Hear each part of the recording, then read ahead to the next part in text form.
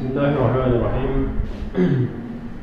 Kita lanjutkan dari kajian kita yang lalu terakhir tentang isim, yakni mengenal isim dari segi jumlahnya atau adad atau bilangannya. Jadi untuk kajian isim selesai sampai di situ pertama, selesai sampai kajian pembagian isim dari segi jumlah. Dari segi jumlahnya itu terakhir. Dan itu wajib paham, penting, mesti paham betul, mesti tahu betul dan dikuasai 100%. Kenapa begitu? Karena kalau dia tidak paham isim dari segi jumlahnya, maka jangan harap nanti dia bakal paham, bakalan bisa mengirab. Pasti tak bisa. Dan kalau mau dia paksakan pun pasti tak paham, karena tak nyambung.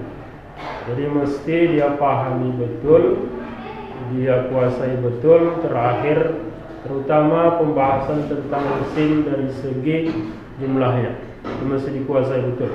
Jangan sampai ada yang tidak paham.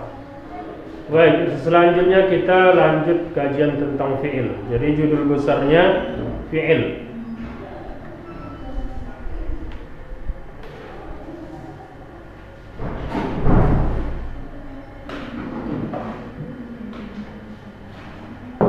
Fi'il.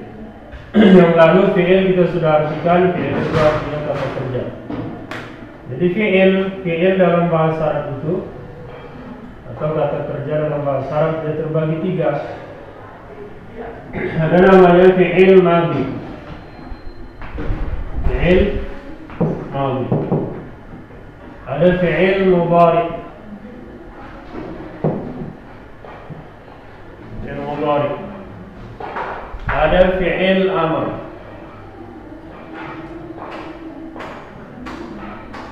Ada fi'il amr. Jadi fi'il terbagi tiga, ada fi'il madhi, fi'il mudhari, fi'il amr. Inilah dia. Jadi cuma tiga. Jadi yang lalu pembahasan kita yang pertama, kalimah itu terbagi tiga. Ada kalimah isim, ada kalimah fi'il, ada kalimah huruf. Jadi isim kita sudah selesai pembahasan bagian pertama. Selanjutnya kita masuk pada pembahasan bagian kedua, fi'il. Baru terakhir nanti masuklah pembahasan terakhir tentang huruf. Jadi fi'il dia terbagi tiga, ada madhi, mudhari, amr.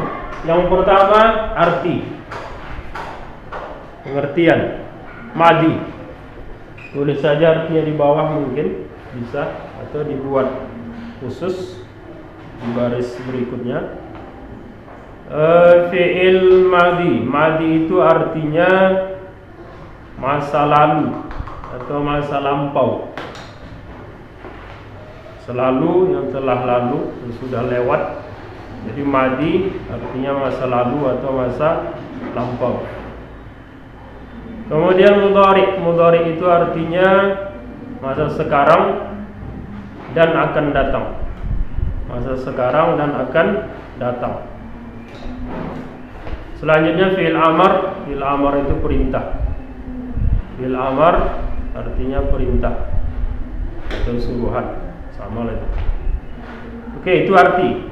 Jadi kalau kita sebutkan fi'il madhi, berarti artinya kata kerja yang menunjukkan masa lalu atau masa lampau. Kalau kita sebutkan fi'il mudhari, berarti kata kerja yang menunjukkan masa sekarang atau yang akan datang. Kalau kita sebutkan fi'il amr, berarti artinya kata kerja yang menunjukkan perintah atau suruhan. Oke, selanjutnya itu tadi pengertian. Selanjutnya tanda-tanda. Tanda-tanda fi'il. Yang pertama, tanda fi'il madhi. Tanda fi'il madhi ini sekedar untuk memudahkan saja. Ketika nanti membaca kitab, kita akan mesti melihat ini dia apakah fi'il madhi, mudhari atau amr, kan begitu. Jadi inilah lebih kurang ciri-cirinya, sekedar untuk memudahkan saja. Yang pertama, fi'il madhi ini lebih kurang tanda-tandanya hurufnya sekurang-kurangnya 3 huruf. Ini tanda pertama. Hurufnya sekurang-kurangnya 3 huruf. Ini tanda fi'il madhi. Jadi kalau kita lihat nanti ada kalimat, kita tahu itu fi'il, cuma tidak tahu kita apakah itu fi'il madhi, mudhari atau amar. Kalau kelihatan dia hurufnya 3 huruf, maknanya nampaknya tandanya ini fi'il madhi, karena dia hurufnya 3. Jadi fi'il madhi itu hurufnya sekurang-kurangnya 3 huruf.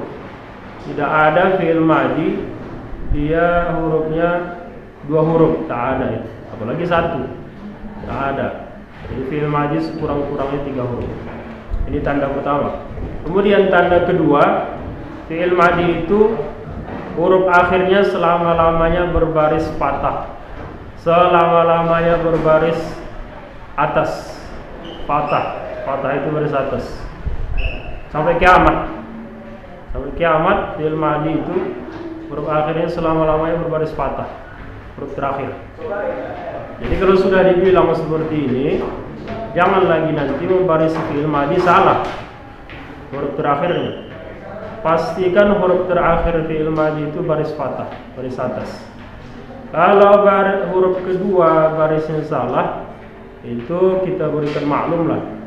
Karena huruf kedua itu bisa baris patah, bisa baris kasrah, bisa baris dhammah. Jadi kalau huruf terakhir yang salah, ini yang fatal salah.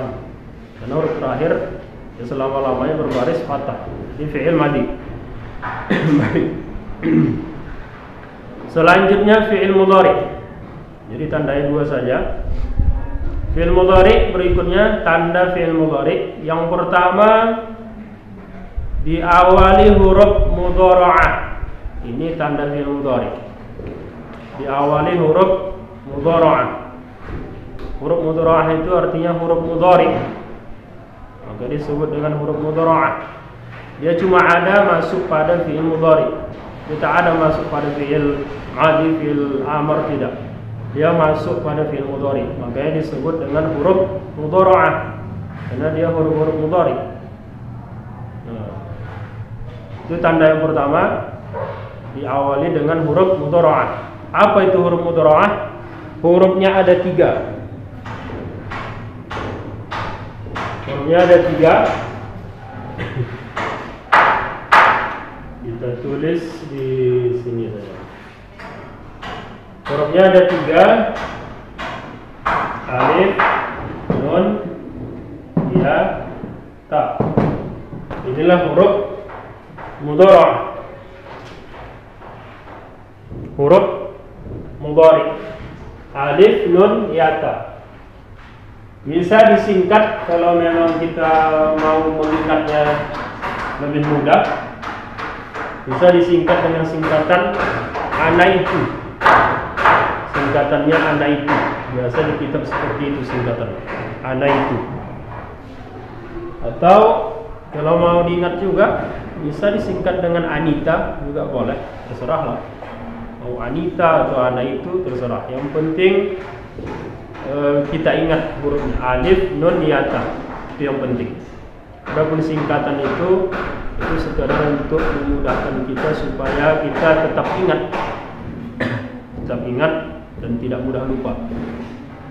Jadi kalau fi'il mudhari itu pasti dia dari 14 tasrif nanti perubahan kata, pasti dia terdapat salah satu dari 4 huruf ini. Bisa jadi nanti diawali huruf alif, atau mungkin ya, atau mungkin nun, atau mungkin ta. Atau mungkin kalau yang di awal biasa diawali huruf ya, yang paling pertama. Misalnya doa yang ribu itu diawali huruf ya. Nanti kita lihat contoh. Jadi pasti fi'il mudhari itu diawali dari salah satu huruf mudhara'ah yang 4. Itu pasti. Jadi kalau kita lihat nanti ada salah satu masuk dia dari huruf mudhara'ah yang 4 ini, itu pasti dia fi'il mudhari. Oke, ini tanda pertama. Tanda kedua, huruf akhirnya selama-lamanya berbaris dhammah. berbaris depan, huruf terakhir. Kalau tadi fi'il madhi huruf akhirnya selama-lamanya berbaris fathah, ini huruf fi'il mudhari huruf terakhirnya selama-lamanya berbaris dhammah. Jadi jangan lagi nanti salah ketika membarisi fi'il mudhari pada huruf terakhir, jangan salah. Kalau huruf kedua mungkin salah, itu bisalah diberikan maaf. Atau huruf ketiganya salah, bisalah. Huruf ketiga mungkin salah, huruf kedua dari belakang, huruf ketiga dari depan yang salah, atau ain fi'il yang salah. Nah, itu bisalah diberikan maaf, salah baris. Tapi kalau sudah huruf terakhir dikatakan dia barisnya selama-lamanya sampai kiamat dia berbaris dhammah, nah ini kalau salah juga berarti dia tidak mengingat, tidak hafal, tidak diingat apa yang disampaikan. Nah, ini fatal kalau salah. Baik, ini fi'il mudhari. Selanjutnya tanda fi'il amr. Ini sekedar tanda saja supaya kita mudah ketika jumpa nanti fi'il. Tidak pasti tandanya seperti itu kan begitu. Tapi biasanya seperti itu. Tandanya yang pertama fi'il amr diawali huruf alif atau hamzah. Nah, ini fi'il amr. Jadi kalau nanti ada fi'il nampak dia huruf awalnya itu alif, ini bisa jadi dia fi'il amr. Ini fi'il amr. Kemudian tanda kedua, huruf terakhir selama-lamanya berbaris sukun, berbaris mati. Nah, inilah fi'il amr. Jadi kalau fi'il amr huruf terakhirnya itu berbaris mati, berbaris sukun. Ini untuk tanda fi'il amr. Baik, sekedar ini tanda untuk memudahkan nanti ketika membaca kitab. Kalau jumpa nanti, nah, lihatlah ada tidak tanda-tanda dari yang telah disebutkan tadi. Baik, selanjutnya kita masuk cara mengartikan fi'il. Cara mengartikan fi'il. Yang pertama, cara mengartikan fi'il madhi. Fi'il madhi, cara mengartikannya diawali kata telah atau sudah. Diawali kata telah atau sudah. Contoh misalnya sudah mandi, telah mandi, atau sudah makan, atau telah makan, telah pergi, telah berangkat, telah tidur, telah menulis. Nah, itulah. Artinya perbuatan itu sudah selesai dia buatkan, dia kerjakan. Sudah dia buat, sudah dia kerjakan. Jadi ini arti cara mengartikan fi'il madhi. Walaupun nanti kita tidak mesti memasukkan kata telah memukul misalnya. Walaupun tidak mesti kita masukkan kata telah, tapi kita mesti paham betul kalau dia fi'il madhi berarti perbuatannya itu sudah dilakukan, telah selesai dia kerjakan. Walaupun tidak ada tertulis di situ kata telah, tapi kita masih tahu betul kalau dia fi'il madhi berarti itu sudah selesai, perbuatannya sudah siap dilakukan. Ini fi'il madhi. Kemudian fi'il mudhari. Cara mengartikan fi'il mudhari diawali kata sedang atau akan. Sedang atau akan. Misalnya sedang makan, berarti dia sedang makan. Atau juga bisa diartikan ya maksudnya akan makan, berarti dia belum makan tapi dia hendak makan. Ini juga bisa dipakaikan fi'il mudhari. Sedang pergi misalnya, berarti dia sedang berangkat pergi sekolah misalnya, sedang pergi, berarti dia sedang dalam perjalanan. Atau mungkin dia akan berangkat, akan pergi. Ini bisa juga diartikan dipakai fi'il mudhari, akan pergi, berarti dia sudah bersiap-siap mau berangkat, mau pergi. Atau sedang memukul, berarti sedang dia lakukan pekerjaan tersebut, sedang memukul. Atau akan memukul, dia mau memukul tapi belum dia pukul. Nah, ini juga bisa dipakai fi'il mudhari. Jadi fi'il mudhari itu maknanya bisa dua, walaupun nanti tidak tertulis di situ kata sedang ataupun akan, tapi kita paham bahwa perbuatan itu belum selesai dilakukan, belum siap dilakukan, belum berakhir perbuatannya. Artinya bisa jadi sedang dilakukan atau mungkin akan dilakukan. Nah, ini makna dari fi'il mudhari. Makanya arti fi'il mudhari itu bisa dua maksudnya. Bisa jadi memang sedang atau akan. Baik, kemudian selanjutnya fi'il amr. Fi'il amr tidak ada cara mengartikan khusus. Paling kalau mau diartikan bisa kita buat misalnya ya, dia mesti bermakna perintah, mesti bermakna suruhan. Misalnya kalau misalnya orang mau mempersilahkan duduk, silahkan duduk atau duduk dah. Ini kan maksudnya perintah, menyuruh, mempersilahkan. Yang penting fi'il amr itu dia maknanya mengandung makna perintah.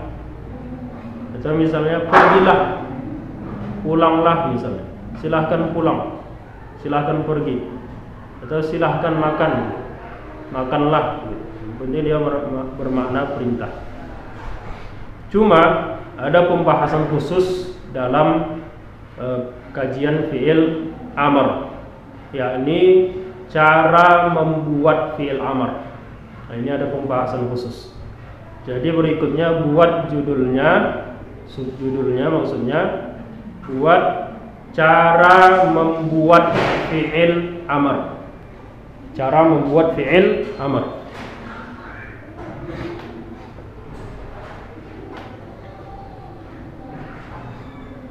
Baik, mungkin saya jelaskan saja caranya. Cara membuat fi'il amr. Yang pertama yang perlu diingat sebagai tanda kutip bahwa fi'il amr dibuat dari fi'il mudhari. Ini mesti diingat. Fi'il amr dibuat dari fi'il mudhari. Ini mesti diingat. Jangan nanti ketika mau membuat fi'il amr dibuatnya dari fi'il madhi. Ini salah. Jadi kalau kita jumpa fi'il madhi yang ditanya fi'il mudhari'nya, maka cari dulu. Kalau kita jumpa fi'il madhi yang ditanya fi'il amrnya apa, maka fi'il madhi tadi cari dulu dia fi'il mudhari'nya. Kalau memang kita tidak tahu fi'il amrnya, fi'il madhi tadi cari dulu fi'il mudhari'nya. Kemudian dari fi'il mudhari' itulah nanti kita bisa membuat fi'il amr. Jadi itu kata kuncinya, fi'il amr dibuat dari fi'il mudhari'. Itu diingat sebagai tanda kutip. Bagaimana cara membuatnya? Yang pertama, dibuang huruf ya mudhara'ahnya. Dibuang huruf ya mudhara'ah, ya mudhari'. Huruf ya-nya dibuang. Ini pertama langkah pertama. Kemudian langkah kedua, huruf terakhir dibaris sukunkan, dibaris matikan. Huruf terakhir dibaris matikan. Jadi huruf terakhir itu dibuat dia baris mati. Nah, sebetulnya dua langkah ini selesai. Cuma pertanyaan berikutnya, bisa tidak dia dibaca? Nah, maka pertanyaannya, kalau tidak bisa dibaca, maka ditambahkan huruf alif di depannya. Kalau tak bisa dibaca, ini diingat. Kalau tidak bisa dibaca, maka ditambahkan huruf alif di depannya. Huruf alif atau hamzah. Tambahkan huruf alif di depan, di awal tadi, di tempat kita menghapus huruf ya tadi. Di situ ditambahkan alif. Nah, setelah ditambahkan alif, alifnya kan belum berbaris, tak ada baris alifnya. Maka selanjutnya judulnya cara membarisi alif atau hamzah pada fi'il amr. Cara membarisi alif pada fi'il amr. Tadi karena ditambah alifnya, maka alifnya mesti barisi. Bagaimana cara membarisi alif pada fi'il amr? Pertama, langkahnya atau kata kuncinya, ketentuannya. Jika ain fi'ilnya berbaris dhammah, maka alifnya dibaris dhammahkan. Nah, lihat ain fi'il. Kalau ain fi'ilnya baris dhammah, maka alifnya ikutlah dia berbaris dhammah. Kalau ain fi'ilnya dhammah, alifnya berbaris dhammah. Ini langkah pertama. Terakhir langkah kedua, jika ain fi'ilnya berbaris fathah ataupun berbaris kasrah, baris atas ataupun baris bawah, maka alifnya dibaris kasrahkan, dibaris bawahkan. Nah, inilah cara membarisi alif pada fi'il amr. Kalau dia ain fi'ilnya baris dhammah, maka alifnya berbaris dhammah.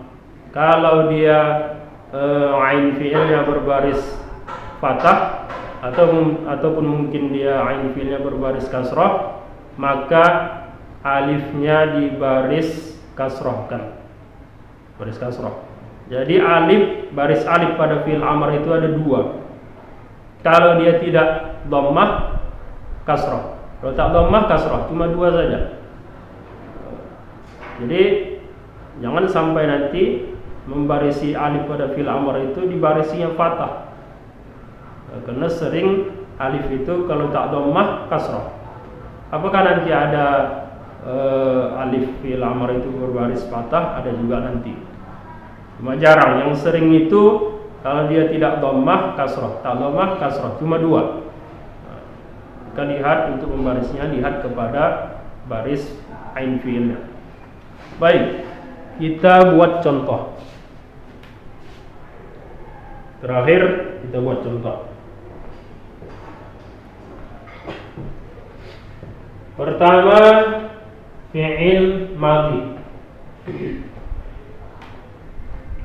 Contohnya misalnya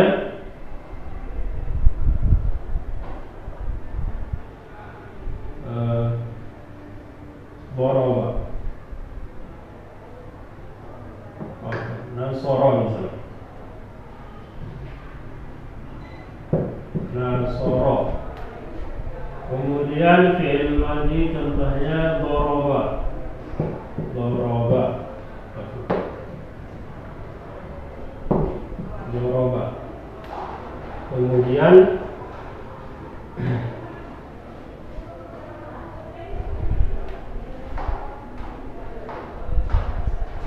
fatah.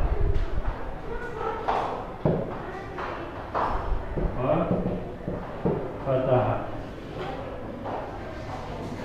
Baik. Nasara, daraba, fatah. Inilah dia tadi. Kalau nasara itu biasanya hurufnya 3 huruf. Ini 3 huruf. Ini tanda-tanda fi'il madhi. Kemudian huruf terakhir berbaris fathah. Ini tanda fi'il madhi. Dan kita buat fi'il mudhari'nya. Nasara fi'il mudhari'nya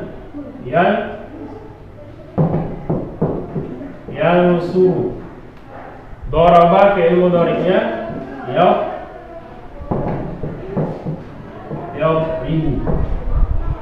Daraba yadribu. Dan fatahah fi'il mudhari'nya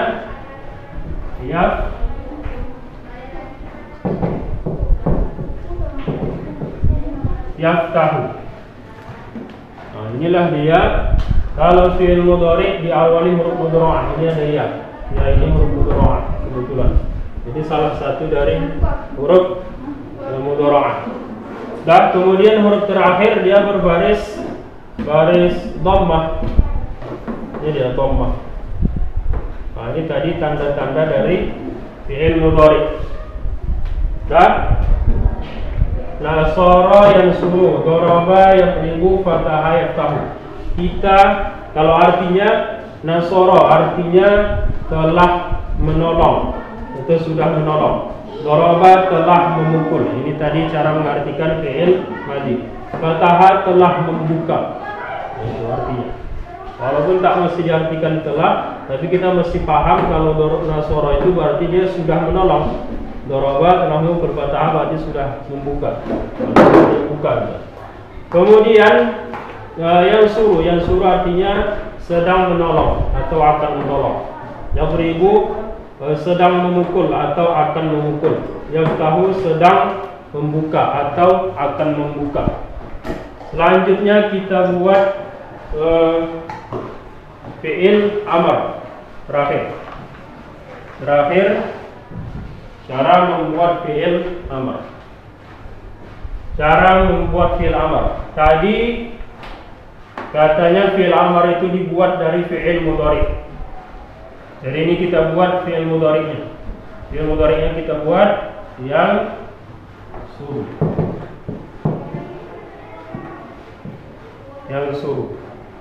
Kemudian yaqrim. Kemudian yaftahu.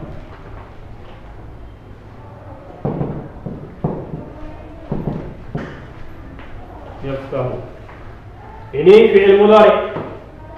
Yang suruh, yang ribu, yaftahu. Ini fi'il mudhari. Kenapa kita buat fi'il mudhari? Karena fi'il amar dibuat dari fi'il mudhari, supaya nanti kita lihat prakteknya bagaimana. Sudah? Untuk membuat fi'il amar, dia dibuat dari fi'il mudhari.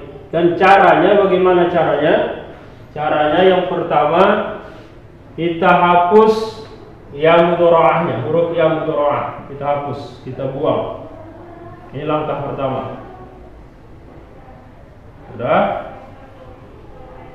Setelah itu huruf terakhir dibaris matikan. Huruf terakhir dibaris matikan. Dah, baris mati. Coba dibaca. Bisa tidak dia dibaca? Mana bisa? Sulit membacanya. Usur, murid, start. Sulit membacanya.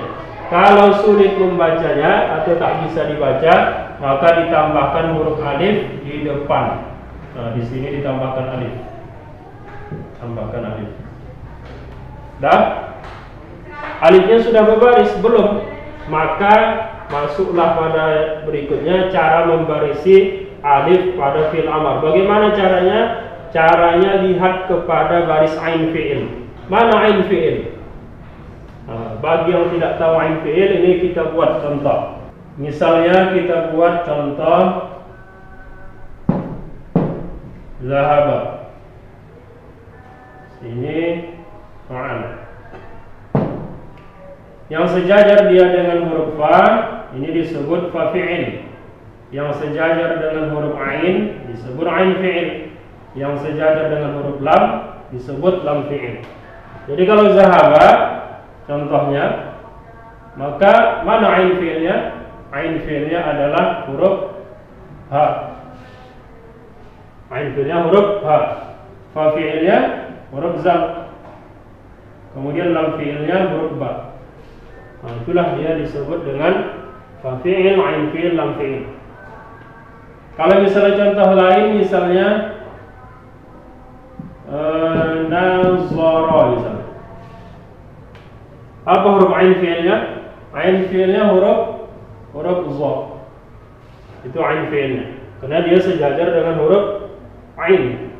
Nah, kalau misalnya contoh lain, misalnya yanzu.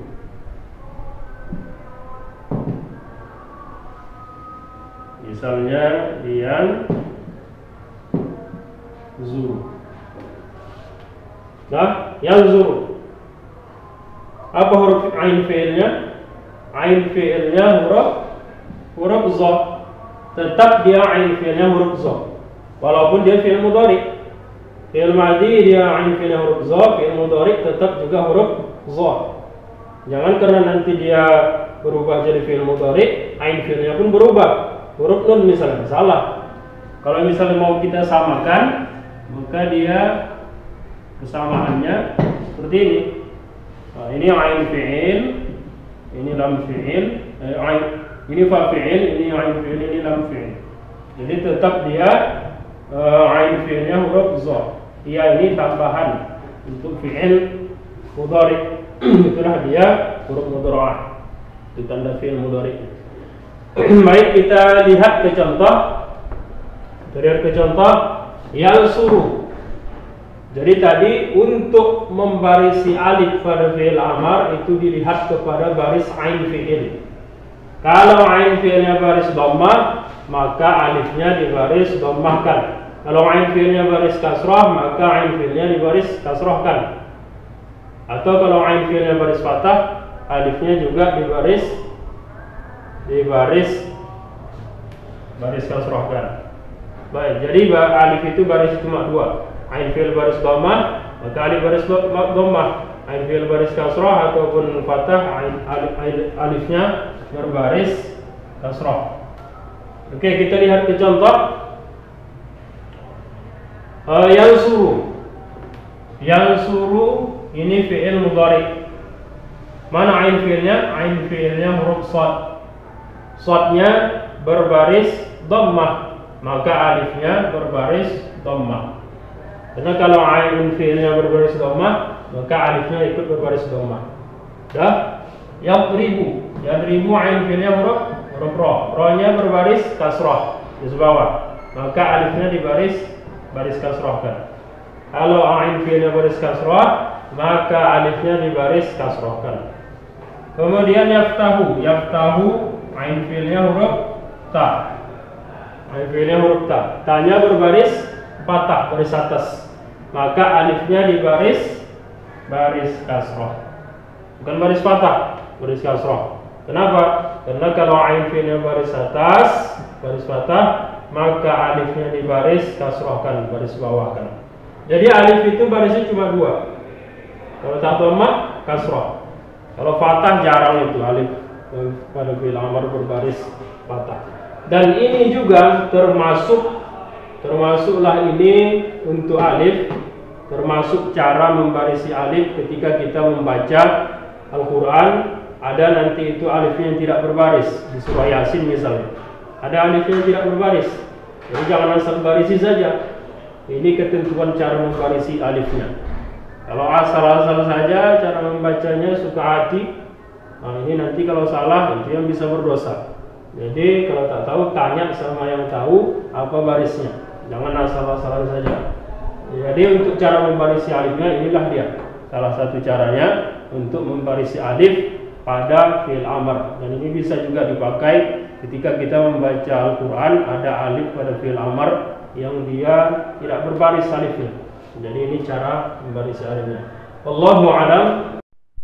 Jangan lupa like, subscribe, dan tekan tanda loncengnya. Terima kasih.